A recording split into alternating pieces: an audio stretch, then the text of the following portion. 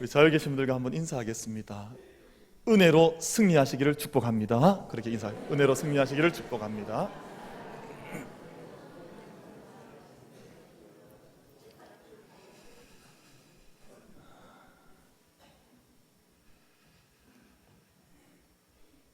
저희가 지난주까지 사경회를 잘 마쳤는데, 제가 사경회 진행하는 동안 또 저희가 그 시간을 지내는 동안 그런 생각했어요. 우리 사경회 때 모든 성도님들이 참 다 나오셨다면 얼마나 좋았을까. 왜냐하면 그 목회자가 이렇게 한 번씩 그 세상 말로 이렇게 필이 확 올 때가 있어요. 그게 때로는 자기 혼자의 필일 때도 있고, 또 하나님의 은혜일 때도 있습니다. 그러면 막 말씀을 막 이렇게 강대상에 올라와서 설교할 때, 말씀 전할 때 막 쏟아낼 때가 있습니다. 근데 문제는 그 말씀을 들어야 할 분들이 그 자리에 안 온다는 거예요.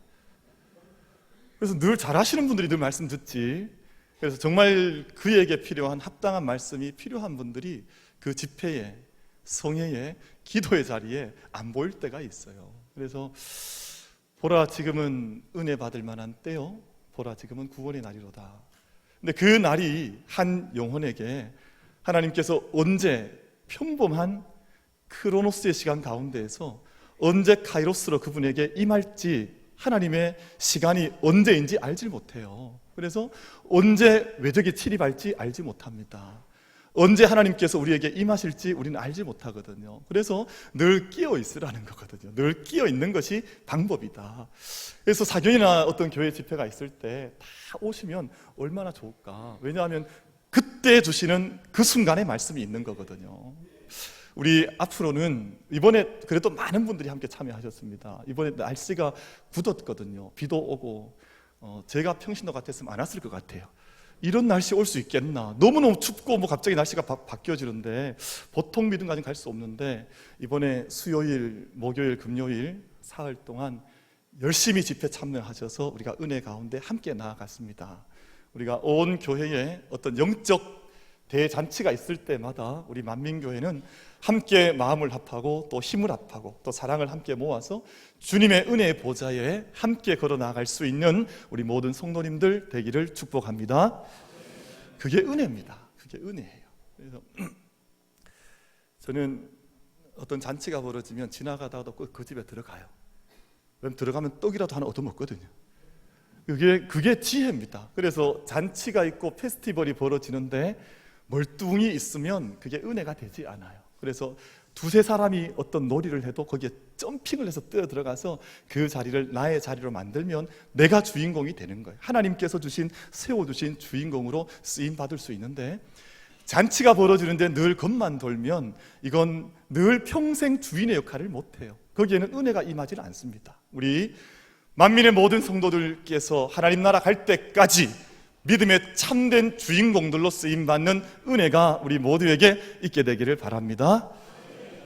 옆에 분에게 한번 축복합시다. 꼭 주인공 됩시다. 그렇게 한번 인사 한번 하세요. 꼭 주인공 됩시다.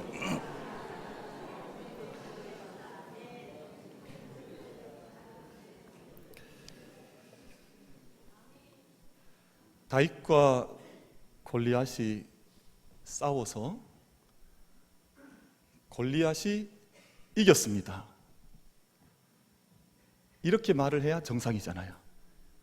왜냐하면 골리앗은 어마어마한 장수인데, 그는 한 나라의 최고의 장군, 제너럴이었고, 또 전쟁터에 나올 때는 온 몸을 마치 비늘처럼 갑옷을 입었던 사람이었고, 키는 저보다 조금 더 큰 사람이었고 그리고 전쟁에 나올 때 혹여 상할까 싶어 자기 앞에 방패를 든 사람을 대동해서 전쟁터에 나왔던 사람이니까 사실은 전쟁에 질 수 없는 사람인데 어린 다윗에게 졌습니다.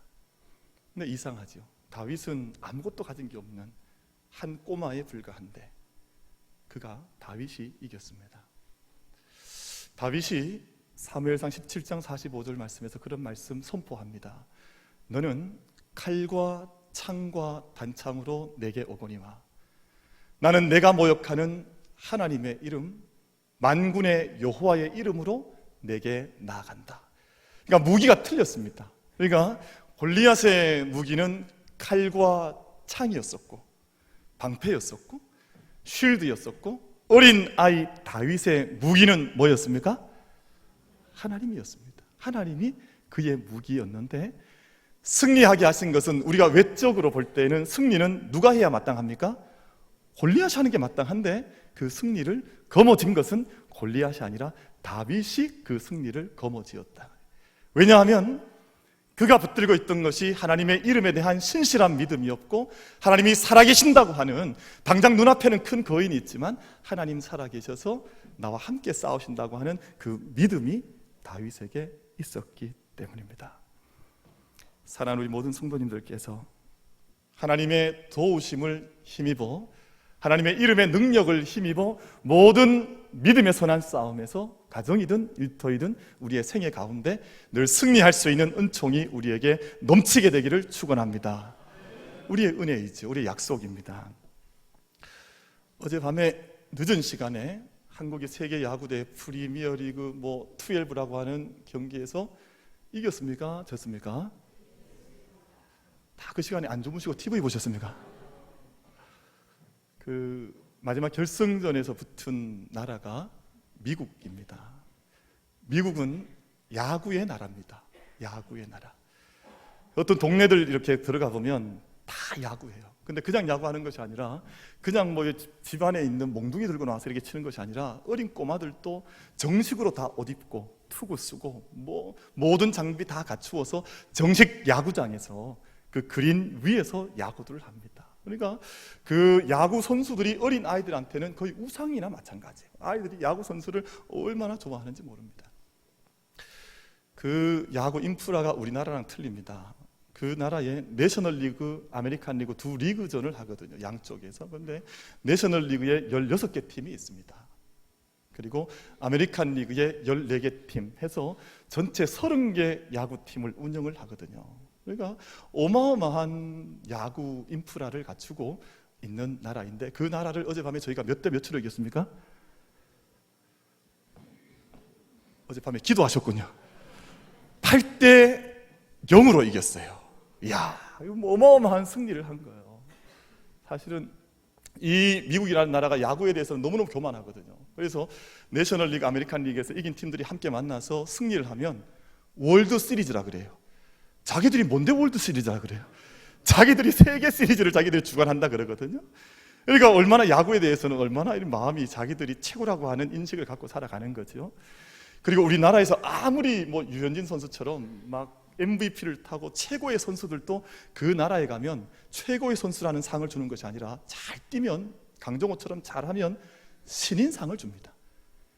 너네 나라에서 아무리 잘했던 선수라도 우리나라에 오면 아직은 아니다. 그래서 루키라 그래서 신인상을 줘요. 그러니까 미국이라고 하는 나라가 야구에 관한 얼마나 자기들 나름대로의 프라이드를 가지고 있는데, 그 나라를 어제 몇 대 몇으로 이겼다고요? 8대 0으로 어마어마한 승리를 한 거예요. 사실 이게 우리가 아무 일이 아닌 게 아니라 엄청난 일을 한 거예요. 우리나라는 좀 특이해요. 그래서 인프라도 작고 그 전문 야구인도 거기에 비하면 정말 얼마 되지 않는데, 일본은 프로야구를 1936년에 시작을 했습니다. 우리나라는 그보다 50년 뒤진 1982년부터 프로야구가 창단을 해서 81년에 창단하고 정식 리그는 82년에 시작을 했거든요. 50년이나 뒤져 있습니다. 그런데 저희가 사경이 하던 지난 목요일에 준결승전에서 누구를 만났습니까? 사경이 안 오시고 다 야구 보셨고요. 일본을 만난 거예요. 근데 일본 마지막 8회까지 3대 0으로 지고 있다가 사람들이 다 김이 빠져서 오늘 졌다, 에이 더 이상 보지 말아야 되겠다, 그래 TV를 꺼버린 사람도 있고 또 채널을 돌려버린 사람도 있습니다. 근데 그런 분들은 마지막에 그 승리의 기쁨을 누리지 못했어요. 왜냐하면 9회 초에 대타로 내세웠던 두 사람이 출루를 했습니다. 그 다음에 나온 선수가 2루타를 쳐서 1점이 났어요. 그리고 그 다음에 사람이 몸에 맞는 사구로 인해서 진출을 했어요. 그러니까 1, 2, 3루로 이제 만루가 된 거죠. 근데 그 다음에 나간 사람이 누구였습니까? 그 이름도 유명한 이대호. 그 나간 거예요. 그 만루에서 2루타 적시타를 쳐서 4대 3으로 어떻게 된 거예요? 역전승을 한 거예요. 야구가 이렇게 묘미가 있는 것 같아요. 저는 야구를 잘 모릅니다만 마지막까지 달려가 봐야 그 인생의 참된 승리가 오는지 안 오는지를 깨닫게 하는 종목이 야구다, 이렇게 설명하는 사람들이 많이 있습니다. 저는 야구보다 사실 축구를 좋아하기 때문에 야구는 잘 모르지만 야구의 특징 몇 가지가 있습니다. 첫 번째는 야구는 자기 자리를 지켜야 하는 운동입니다. 1루수, 2루수, 3루수, 외야, 내야수가 있으면 자기의 자리 지켜야지. 자기가 1루수 보다가 마음 안 든다고 2루수로 가버리면 1루수 누가 막습니까? 자기 자리를 떠나는 순간 야구의 게임은 끝나버리고 마는 거예요. 자기 자리 지켜야 됩니다. 두 번째는 야구는 철저한 전략 싸움이거든요. 감독의 지략과 전략에 의해서 이 모든 것들이 이미 선수들에게 약속되어져 있습니다. 그 약속에 따라서 선수들이 뛰고 움직여야지 자기 마음대로 뛰면 야구에서 절대 이길 수가 없어요. 투수가 아무리 잘 던져도 투수가 던지는 그 순간에도 감독의 지시를 받아서 던집니다. 감독이 던지라는 방향대로 던지지 않으면 경기가 이길 수가 없고, 그 야구의 특징입니다. 저는 어릴 때 참 편한 사람들 중에 하나로 저는 야구 감독을 생각했어요. 제가 TV 보니까 야구 감독은 주로 뭐 하고 있냐 하면 주로 발정을 끼고 있더만요. 발장을 껴고 모자를 쓰고, 그리고 아무런 표정도 없이 무표정하게 그냥 이렇게 가만히 보고 있는 거예요. 그래서 생각에 나도 커서 야구 감독이나 해볼까. 저 가만히 있으면 월급 많이 주는 것 같은데 저거 하면 참 좋겠다. 근데 그게 아니에요. 가만히 있는 것 같아도 그 머릿속에 그 경기를 지배하는 사람은 감독이에요. 감독의 명령을 따라서 이 경기가 운행되지 않으면 그 경기를 절대 이길 수 없도록 되어 있는 경기가 대타를 내보내고 그 모든 상황들을 통제하는 감독에 따라서 움직여야 야구는 승리할 수가 있는 그런 경기입니다. 또 한 가지 중요한 특징이 있는데, 축구는 골이 땅 들어가는 순간 몇 점입니까? 1점이잖아요. 그게 2점이 되거나 3점이 되지는 않습니다. 한 골이면 1점이에요. 그 순간 이기는 겁니다. 그 순간 득점이 되는 거예요. 그러면 그 순간 세레모니를 하고 막 즐거워하고 이러면 돼요. 보통 모든 경기들이 그렇습니다. 근데 야구는 그렇지 않습니다. 야구는 선수가 땅 쳐서 이 공이 멀리 담장을 넘어가지 않습니까? 샌프란시스코 야구장은 AT&T 파크라고 하는데 이 치면 실제로 바다에 떨어집니다. 그러면 옛날에 베리 본즈 같은 선수가 야구를 하기 위해서 홈런을 치면 수많은 사람들이 요트를 타고 와서 그 공 하나 잡겠다고 바다에 배를 띄워놨습니다. 만약에 그 공이 딱 잡혀지면 그 사람은 그날 꿈을 잘 꾼 거예요. 엄청난 돈을 버는 거죠. 근데 그렇다고 담장을 넘어갔다고 해서 그 순간 1점이 되는 게 아니에요. 담장을 넘어갔지만 그 순간 1점 얻었다고 해서 1루, 2루, 3루 밟고 홈으로 들어오지 않으면 1점이 되질 않습니다. 반드시 1루를 거쳐 2루를 거쳐 3루를 거쳐 정해진 룰을 따라서, 법칙을 따라서 마지막 어디까지 들어와야 됩니까? 홈까지 들어와야 됩니다. 그럼 홈은 무슨 말입니까? 집이에요. 집 나가 있으면 1점이 아닌 거예요. 마지막 모든 경기를 다 홈런을 치고 나서도 다 돌 것들을 돌고 집까지 홈 뭘 해야 되는 거예요? 센스가 약간 이렇게 조금. 홈 뭘 한다고요? 런을 해야 돼요. 달려야 돼요. 마지막까지 달려와서 집 안에 들어와야, 집 베이스를 손에 몸에 닿아야 그때 비로소 1점이 되는 겁니다. 그래서 귀한 일이죠. 저는 그래서 야구를 대단히 성경적인 운동이라고 생각을 합니다. 집에 돌아오지 않으면 세상에서 아무리 홈런을 치고 뭐 야구로 뻥뻥 여기저기 공을 날려도 집까지 돌아오지 않으면 그것은 영적인 점수가 나질 않는 거예요. 저는 그렇게 생각하는데 우리 주일은 매주일 홈런 치는 곳이다. 왜냐하면 세상에서 아무리 큰 일을 했다 할지라도, 뭐 세상에서 돈도 많이 벌고 위대한 일을 했다 할지라도 하나님 집까지 돌아오지 않으면 아직은 홈런이 아닌 거예요. 큰 일을 했더라도 아버지 앞에 나와서, 하나님께 나와서 하나님의 은총의 자리에, 사랑의 자리에 설 때 하나님께 너가 1점 얻었다, 우리에게 그 하나님의 은총과 점수를 우리에게 허락해 주시는 줄로 믿습니다. 우리가 오늘 다 홈런 치기를 바랍니다. 혼돈치면 나중에 뭐 하나 드려야 될 것 같은데 뭘 드려야 할지 모르겠지만, 그래서 하나님 우리의 감독이세요. 감독의 지시를 따르지 않는 사람은 그 자리에 기용될 수가 없습니다. 감독의 작전과 지시에 따라서, 우리의 감독 대신 하나님의 말씀에 따라서 모든 인생의 경기 감당해 나가야 우리가 인생의 승리를 할 수가 있습니다. 그것을 잘 보여주신 분이 예수님이세요. 예수님은 하나님의 아들로 또 영광스러운 몸을 입고 이 땅 가운데 오셨지만, 본인의 예수님 당신의 능력 가운데 서서 늘 혼자 뛰어다니신 것이 아니라 아침부터 저녁까지 모든 삶 가운데 감독자 되신 아버지 앞에 모든 것을 말씀을 듣고 모든 것을 순종해서 온전한 순종의 제사를 드렸던 분, 영원한 감독자 되신 하나님의 말씀 따라서 살았던 분이 바로 우리 예수님이라고 성경은 말씀을 하고 있습니다. 오늘 시편 46편 말씀을 저희가 읽었는데, 저희가 처음에 함께 교동문을 봉독했던 본문도 시편 46편이요. 오늘 저희가 말씀을 나누기 위해서 함께 봉독한 본문도 시편 46편입니다. 저희가 뭐 의도적으로 그렇게 하지 않았는데, 그렇게 하신 것은 하나님께서 우리에게 대한, 우리 교회를 향하신 하나님의 계획이 반드시 있으시다, 저는 그리 생각을 하고 있습니다.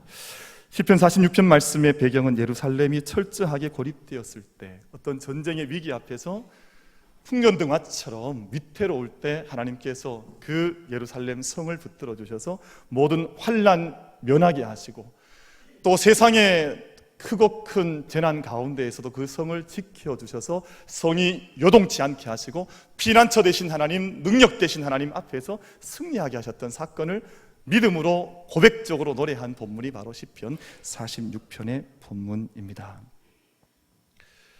제가 어떤 전쟁에서 승리하려면 반드시 두 가지 요소가 반드시 있어야 됩니다. 하나는 성이 있어야 됩니다. 오늘 저희가 그 1절과 그리고 11절 말씀, 그리고 중간에도 나옵니다만, 하나님은 우리의 피난처시다 라는 말씀이 나오는데요, 이 피난처는 어떤 위태로운 일을 만날 때 그곳에만 뛰어 들어가면 살 수 있는 곳을 피난처라고 부릅니다. 그래서 영어 성경을 보면 1절에 있는 피난처는 refuge라고 표현을 해요. 그러니까 언제라도 뛰어 들어가면 내 몸을 숨길 수 있는. 이 말씀 묵상하다 보니까 옛날 생각도 올랐습니다. 옛날에 저희 집에 강아지 한 마리, 작은 강아지 키웠는데 동네에 데리고 나가면 큰 개를 만날 때가 있어요. 그럼 이 하루 강아지가 법 무서운 줄 모르고 이 큰 개 보고 뭐라 그럽니까? 너 집에 가 이러잖아요. 으르렁거리거든요. 근데 큰 개가 가만두지 않습니다. 덩치가 큰데요, 힘이 있는데요. 그러니까 왕 하면 이 녀석이 뒤로 언제 뺑 돌아서, 주인은 여기 있는데 혼자 돌아서서 막 뛰어가는데, 그 뛰어갈 때 어디로 뛰어갑니까? 강아지 안 키워보셨습니까? 강아지가 아무 곳으로 뛰어가는 게 아닙니다. 반드시 자기 주인의 집으로 뛰어갑니다. 그럼 신기하게 그 주인의 집만 딱 들어가면 큰 개가 더 이상 따라가지를 못해요. 아주 신기하더라고요. 제 강아지를 오랫동안 연구해 본 결과 말씀을 드리는 거예요. 이게 그냥 나온 말이 아니에요. 정말 그래요. 희한하죠? 그 큰 개가 그 주인의 집인 줄 알고 더 이상 들어가지도 않아요. 거기에 들어가면 주인에 의해서 큰일 난다는 걸 큰 개도 아는 거예요. 그 뛰어들어가는 순간 또 팍 돌아서서 엉엉엉 또 거리겠잖아요. 그 작은 개도 희한하죠. 자기 주인의 집인 걸 아는 거예요. 그게 레퓨즈, 나의 피난처입니다. 무슨 일이 있더라도 내가 피할 수 있는 내 장막, 나의 요새. 그래서 11절 말씀은 레퓨즈라고 영어 성경이 표현하지 않아요. 같은 피난처인데 다르게 표현을 해요. 포틀러스라고 표현하거든요. 이것은 요새입니다. 그러니까 이 성은 단지 피난처의 기능만 하는 그런 피난처가 아니라 어마어마한 전력을 갖춰서 싸워 나갈 수 있는 힘과 물질과 양식과 무기를 준비해두고 있는 포트러스, 이 성이 있어야, 요새가 있어야 내가 승리할 수 있는 그 성이 바로 나의 피난처, 나의 요새라고 하는 본문의 말씀의 의미가 됩니다. 이게 있어야 승리할 수가 있죠. 내가 돌아갈 집, 내가 홈런을 해서 내가 들어갈 그 집이 있어야 내가 승리할 수 있다는 것입니다. 두 번째는 1절 말씀 가운데에서 하나님은 우리의 피난처시요 힘이시라고 했는데, 내 삶에 힘을 공급해주는, 전쟁터에 나가 있는 군병들에게 물자를 공급해주고 양식을 공급해주고 그리고 전투할 수 있는 총알을 공급해줄 수 있는 그 힘이 계속해서 들어와야 전쟁에서 승리할 수가 있습니다. 아무리 한니발의 군대가 크고 또 국기를 앞세워서 알프스를 넘었다고 해도 자기 뒤에 보급해주는 힘이 없으면, 보급 부대가 끊어지게 되면 전쟁에서 승리할 수가 없습니다. 늘 뒤에서 지원해주는, 후방에서 지원 사격을 감당해주는 부대가 있어야 그 어렵고 힘든 전투에서 승리할 수가 있지요. 그래서 첫 번째는 하나님은 나의 요새라고 말씀했고, 두 번째 하나님 나의 힘이라고 말씀했고, 그래서 하나님께서 나의 도움 되신다, 여호와께서 나의 도움이시다, 그렇게 말씀을 하고 있습니다. 사랑하는 성도 여러분, 하나님을 요새로 삼고 하나님을 나의 힘으로 삼는 그 사람은 세상에 어떤 큰 일들이 일어난다 할지라도, 우리의 싸움 가운데 어떤 상황에 이끌림 받는다 할지라도 요동치 않는 자들인 줄로 믿습니다. 그래서 믿음이 없는 사람들은 크고 작은 일들을 만날 때마다 늘 요동합니다. 이 일을 내가 어떻게 해야 되나, 방법이 있나, 살 길이 있나, 요동칩니다. 그러나 오늘 말씀 봤더니 3절 말씀에 바닷물이 솟아나고 뛰놀든지 그것이 넘침으로 산이 흔들릴지라도 우리는 어떻게 하지 않는다고요? 두려워하지 않는다, 요동치지 않는다, 흔들리지 않는다, 그렇게 말씀을 해요. 우리가 사람인지라 물론 두려움도 임할 수 있습니다. 때로는 흔들릴 수도 있습니다. 그러나 우리가 흔들리지 않는 꽃처럼, 오늘 일부 예배 때 새 가족이 한 분 오셨는데요, 말씀 나누다 그런 말씀 하시더라고요. 제가 옛날에 살아왔던 모든 것들은 다 접어두고 이제는 흰 천으로 다 덮듯이 밀어내놓고 내가 앞으로 조금 힘들더라도 흔들리지 않는 꽃처럼 그렇게 믿음 안에서 살겠습니다. 제가 깜짝 놀랐습니다. 이 새 가족이 아니라 헌가족이에요, 거의 수준이. 무슨 그런 말씀을 제 앞에서 하시는지, 그래서 야, 정말 대단하시다, 정말 귀한 가정을 세우시겠구나 하는 벅찬 감격이 저한테 올라오더라고요. 사랑하는 성도 여러분, 하나님을 우리의 요새로 삼고 하나님을 우리의 힘으로 삼아서 모든 세상의 크고 어려운 지진과 같은 일들이 내게 달려온다 할지라도 요동치지 아니하고 하나님과 함께 승리할 수 있는 우리 모두가 되기를 바라겠습니다. 하나님이 함께 하시면 그곳에는 질서가 있습니다. 하나님이 함께 하시면 그곳에는 기쁨이 있습니다. 그게 은혜의 증거예요. 그러니까 하나님의 은혜가 임하면 모든 것 속에 질서가 잡혀 나가게 돼요. 하나님이 함께 하시면 그 안에 기쁨의 강물이 흘러가게 되어져 있습니다. 그래서 오늘 말씀 가운데 보면 4절 말씀, 5절 말씀, 우리 2절 말씀을 같이 한번 합독해 보겠습니다. 이 말씀을 내 마음속에 탁 담으면서, 제가 이번 4경회 동안 받았던 말씀이 이 말씀이었습니다. 그래서 오늘 본문을 오늘 이 시편으로 정한 겁니다. 우리 4절과 5절 말씀, 제가 목회자가, 담임 목사가 받은 말씀이니까 온 교회에 주신 말씀 아니겠습니까? 우리 4절과 5절 말씀 합독해서 같이 대하겠습니다. 시작. 한 시내가 있어 나뉘어 흘러 하나님의 성 곧 지존하신 이의 성소를 기쁘게 하도다. 하나님이 그 성 중에 계심에 성이 흔들리지 아니할 것이라. 새벽에 하나님이 도우시리로다. 아멘. 놀라운 말씀이죠. 하나님 계시면 그 안에 하나님의 성을 기쁘게 하는 강물이 흘러간다고 말씀하고 있고, 하나님이 그 성 중에 계시면 그 성이 흔들리지 않는다. 여러분, 보이는 성뿐이겠습니까? 한 인격도 마찬가지요, 나라도 마찬가지요, 우리 교회도 마찬가지요. 하나님께서 이 성 중에 계시면 우리 인격도 영혼도 우리 교회도 흔들리지 않고 하나님의 영광을 드러내게 될 줄로 믿습니다. 하나님의 은혜의 말씀이죠.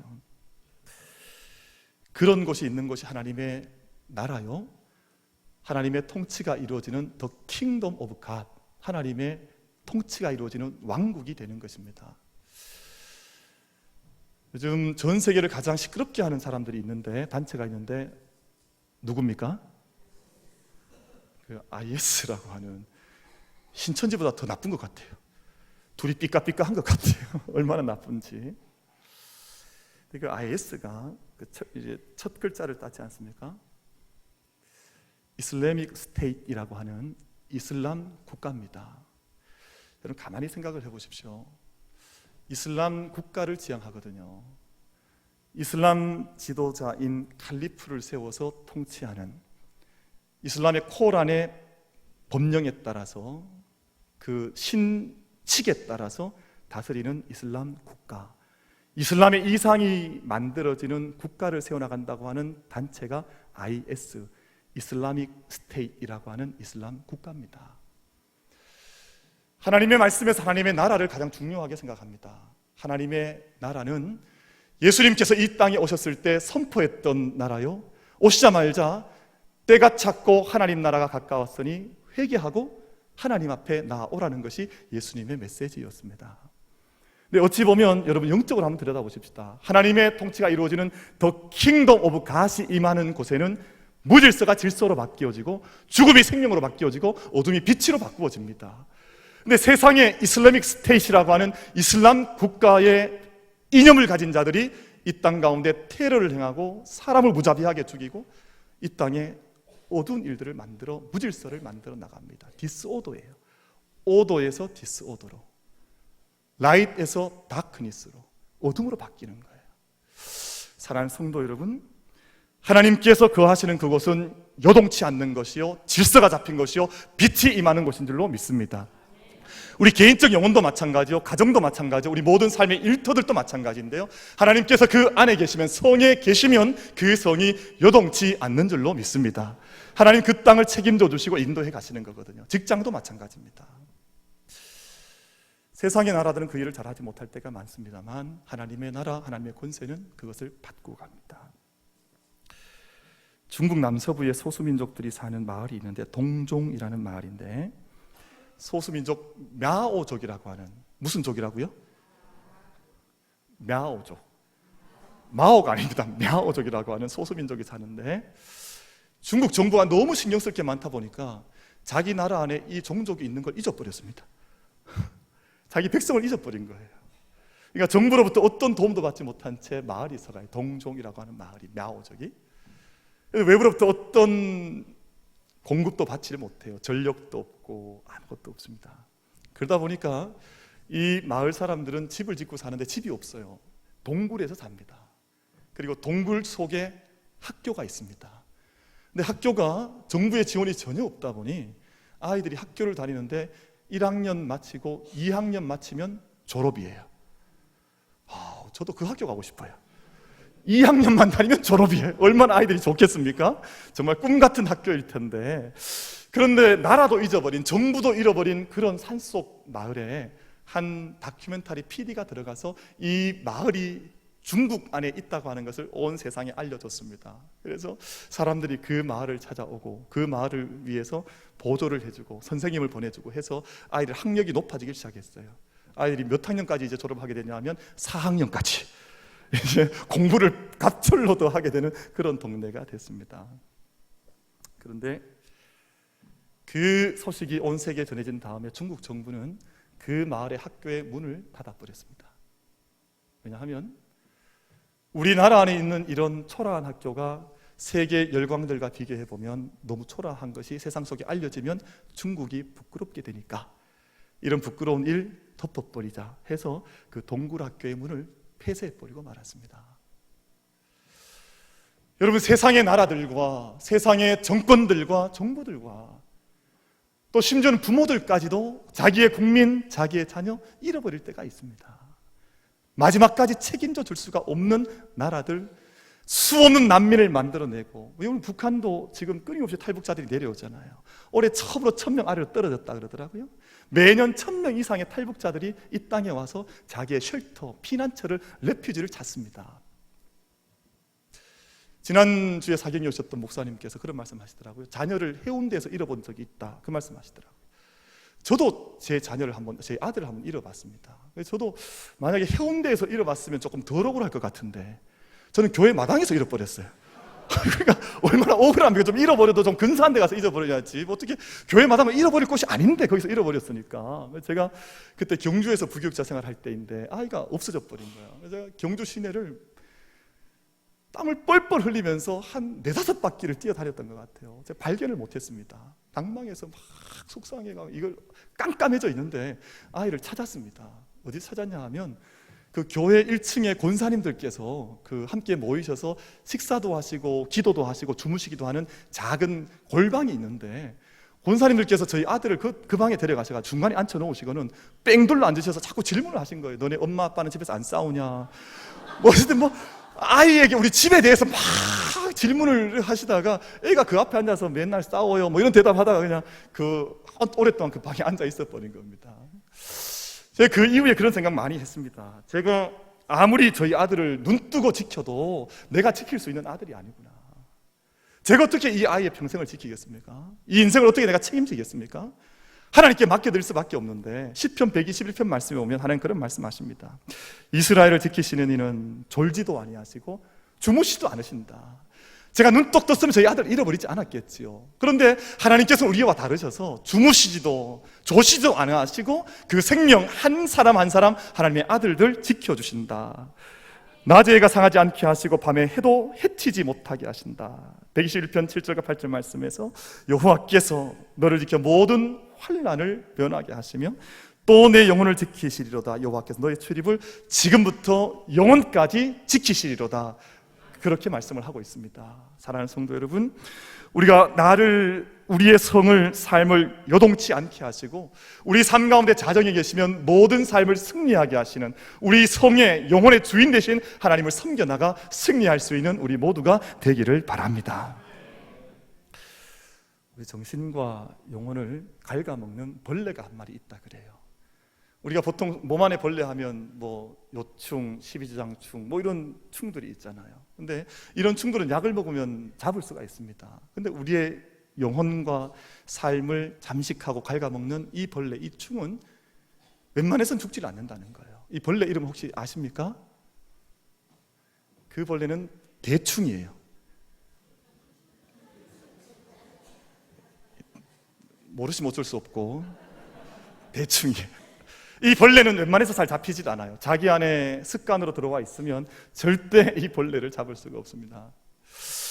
근데 하나님 백성들 지켜나가시는 성을 지켜주시고 또 온 지질이나 산이 바다에 빠지고 바닷물이 광풍처럼 내게 달려와도 우리를 지켜주신 하나님은 이 모든 세상의 일들을 다스려 나가실 때 대충 하시는 것이 아니라 창세기 1장 1절, 2절, 3절 말씀을 보면 그때 흑암 가운데 있던, 무질서 가운데 있던 세상을 질서 가운데로 바꿔주셨잖아요. 하나님께서 무질서를 질서로 바꿔주시고 모든 것을 아름답게 만들어주셨는데 그 창조의 사건은 또 언제 나타나냐 하면 이스라엘 백성들이 출애굽한 후에 홍해를 건널 때 앞에는 큰 바다가 있고 뒤에는 어마어마한 애국 군대가 쫓아올 때 하나님께서 이 무질서하게 강풍 노도와 같이 일어나는 홍해를 가리켜서 하나님께서 홍해를 갈라지게 하셨습니다. 이 세상에 질서를 부여하셨습니다. 하나님의 백성들이 살아갈 길을 하나님께서 열어주셨습니다. 하나님의 신실하신 역사하심입니다. 우리 앞에 때때로 큰 파도 같은 어마어마한 지진 같은, 지진에 빠져들어가면 아무도 살아날 사람이 없지 않습니까? 집을 삼키고 온 땅을 삼키는 지진이니까요.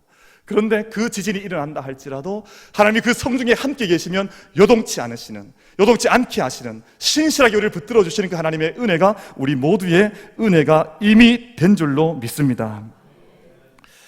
지난 4일간 사경에 통해서 제 은혜 받은 바가 있습니다. 하나님께서 우리를 믿음으로 살고 은혜 아래 살아가면 그 길이 우리가 사는 길이요 구원의 길이 될 것이라고 하나님 우리에게 말씀해 주셨습니다. 우리가 그리스도의 빛이 되기 위해서 피난처, 힘, 도움 되시는 하나님 앞에서 내 믿음의 빛을 세상 가운데 뿌리는 자녀로 살겠노라 다짐하면 하나님께서 더 큰 은총과 복을 주시는구나, 분명한 믿음의 고백으로 하나님께 그 음성을 듣는 시간이었습니다. 사랑하는 성도 여러분, 세상은 흔들립니다. 지진처럼 땅이 삼킴받고 온 산이 무너져 내리고 바다가 밀려오는 것처럼 그렇게 어둠의 세력이 몰려오면 여러분 보십시오. 서구 열강도, 영국도, 프랑스도, 미국도 다 당황하고 온 세계가 어찌할 바를 알지 못합니다.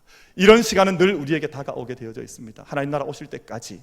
그러나 우리가 믿음의 중심을 온전히 우리 한 심령마다 굳게 부여잡고 하나님께서 내 성의 주인 되신다는 믿음의 분명한 고백과 믿음으로 순전한 삶의 제사를 올려드리면 하나님께서 그 일을 통해서 하나님의 승리와 영광을 반드시 나타내실 줄로 믿습니다.